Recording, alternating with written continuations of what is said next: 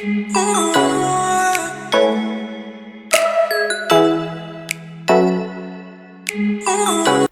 Assalamualaikum, and good morning to doctor and to all my friends. So my name is Muhammad Zarul Azhar bin Zulkifli, and my matrix number is 2722213. Alright, so I'm here with my group to present to you guys about our country that we have created based on the criteria that has been given to us. Alright, so you guys must be wondering, so what is the name of our country? So the name of our country is Marga Satwa. So you guys must be thinking, what is Marga Satwa? Alright, so basically Marga Satwa is a word that is derived from Indonesian word which means wildlife. This is because our location of the country is suitable and perfect for any wildlife and also for any human beings to live. And due to the strategic location too, the country is rich with natural resources, so there is unlimited resources for everyone who lives there, and also suitable for any wildlife to live in our country. And that is why we choose Marga Satwa to name our country. Alright, so you guys must be wondering, you guys already know about the name of our country, and now I'm gonna explain to you guys a little bit about our history and the demography of our country. Alright, so as you guys know, Marga Satwa, which is our country, is located in Southeast Asia and Oceania between the Indian and the Pacific Ocean. So that is where our country is located, which is more strategic for the country to grow agriculture activities and also fishing activities. And with more than 50 million people, Marga Satwa is considered as the world's fourth most populous country and the most populous Muslim country in the whole world. And our country has a capital which is Semester. And Semester is home to half of the population of the country.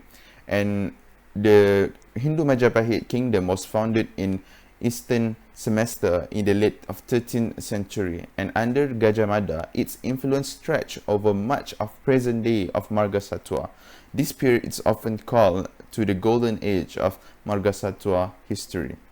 So you guys already know a little bit about our history and also the location of our country, and I'm gonna pass to my friends to explain more details about our country. Now I will continue for point number 2, political system and ideology. Firstly, the state adopts a monarchical system. There are various forms of monarch, just as there are various types of other political systems, and the absolute monarchy, in which the king legitimately has the final say in matters of government. In a monarchy, a king is usually chosen by the people or their representative rather than by the voice of the people. A monarch is often be the last word in government. However, in numerous countries, the executive and legislative department of governments, as well as the prime minister and parliament, manage the governments. As a result, this political system is most suited for adoption in this state because the economic outcomes are expected to develop rapidly in the future. Also, as consequence, heads of states must play a key role in resolving any issue of development of economic expansion, such as revenue production strategy or any other kinds of. Next, for the political ideology has been chosen for this state is communitarism. This is a philosophy that focuses on the individual's connections to the community. It is communitarism typically opposes the extreme individuality and opposes the severe laissez-faire policies that neglect the whole population's stability. As a conclusion, if this ideology is adopted in this state, it is highly appropriate. This is significant because the state have a population of 50 million people of many religions, cultures and races, as well as more than one dominant language. In addition, this state has a strong economy, so communitarianism government would have taken a prominent public role as presenting themselves as the leaders of a new type of environmental movement, one focused on the society rather than the state, rather than the nature. Assalamualaikum warahmatullahi wabarakatuh to Dr. Mashita. My name is Saleha binti Fadli. My metric number is 261507. Now I will continue to present my part. So for the third section is for the constitution. We will put 6 main constitution which are free to join any religions, no immunity for politicians, free education for all, let people decide what should change, and the fifth is free medical fees for all, and the last one is the government would need people's consent to let armed forces of the other countries cross the borders. Same goes for sending our soldiers abroad.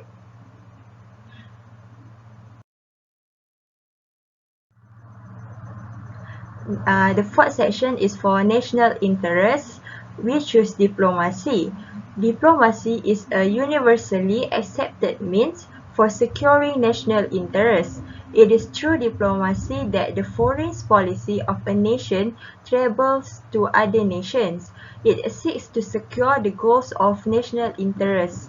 Diplomats establish contacts with the decision makers and diplomats of other nations and conduct negotiations for achieving the desired goals and objectives of national interests of their nation.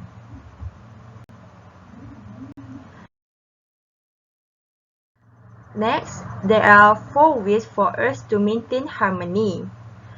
The first one is keep race and religion out of politics. The tide of ethnic and religious nationalism is rising globally, and politicians are exploiting it. Myanmar and Sri Lanka, for example, are among many of countries where religion and race have been politicized by ethnic majorities, and often communal violence has resulted. Second is unifying language and secular education. Bind all ethnic communities through daily uses of a common natural language and through secular national education for all, for example in Indonesia. And the third is equal opportunities for all.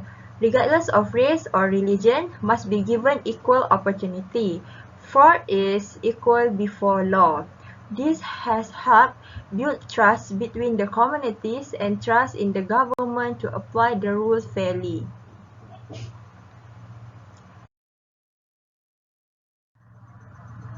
These are the 3 policies or laws. First is free access to primary education. Second is free access to healthcare. And lastly, the foreigners are banned to buy properties in the country. That's all from me. Now I will describe the economic system for these states. First of all, these states practice macroeconomic stability as their economic policy. Macroeconomic stabilizations involve policies to reduce government budget deficits. In order to develop a state, macroeconomic stability is the main point. This is because to attract both domestic and inward investment, so it is important to tackle corruptions and less restrictive than deregulations that entails putting state-owned monopolies on the market. This can increase competitive pressure, may help to establish casting cost incentive, while privatization allowed a few industries to gain control of key industries at a low cost. So this is very much in line with the economic pattern in the state, which practice agriculture or specifically palm oil and manufacturing as the main sources of their economy. They can be the main producer for the raw material while become the host to the process of the material. Finally, I will present how to increase the economic growth and revenue for the states. Revenue is the income generated from normal business operation or sales on the income statement, while economic growth is calculated by real gross domestic product (GDP) growth, which is defined as a total value of all goods and services produced within a country in a given year. Hence, consumer spending and business investments are two of the most important determinants of economic growth.